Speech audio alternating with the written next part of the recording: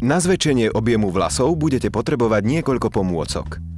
Sušič vlasov, spony do vlasov, okrúhle kefy rôznych veľkostí, natáčky, šampón a balzám na vlasy Bella Pro Series.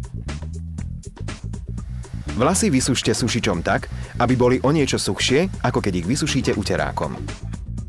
Keď z vlasov odstránite väčšinu nadbytočnej vody, začnite vlasy v spodnej časti rozdeľovať do malých prameňov a zvyšok zopnite na vrch sponou. Vezmite okrúhlu kefu na vlasy, ktorá je dostatočne veľká, aby ste na ňu prameň navili aspoň raz a umiestnite ju ku korienkom pod prameň vlasov. Kefu používajte spolu so sušičom a pohybujte ňou smerom nahor, nadvihujúc vlasy, aby získali objem pri korienkoch. Vlasy podržte na mieste, ako by kefa bola natáčka, na sušiči nastavte studený vzduch a prameň zafixujte prúdom studeného vzduchu. Rovnaký postup zopakujte s každým prameňom a dbajte na to, aby ste sa vyfúkaných vlasov nedotýkali, pretože by mohli spľasnúť. Vlasy, ktoré rýchlo strácajú objem, môžete upraviť aj pomocou natáčok. Poloha natáčok závisí od účesu, ktorý chcete vytvoriť. Pre účes česaný dozadu navíjajte dozadu, pre účes česaný nadol navíjajte nadol.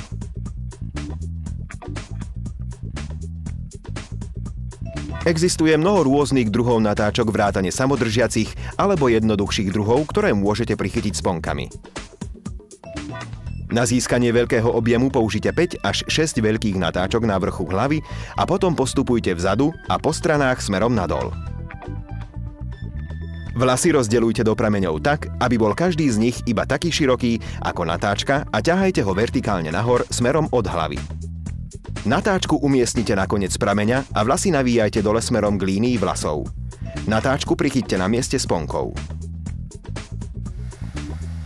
Po použití všetkých natáčok nechajte vlasy aspoň na niekoľko minút oddychnúť.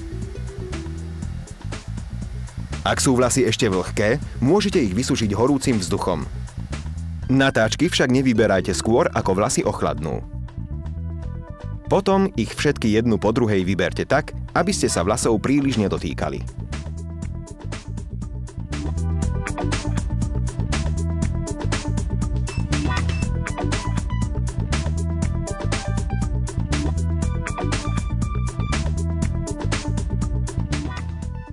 Zhrnutie.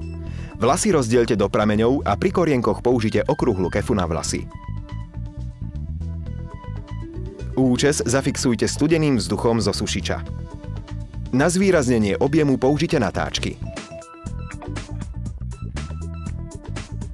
O viac informácií a rád požiadajte svojho kaderníka. Aby vaše vlasy vyzerali čo najlepšie, nezabudnite každých 4 až 6 týždňov navštíviť svojho kaderníka. Vyberte si, čo chcete vidieť teraz.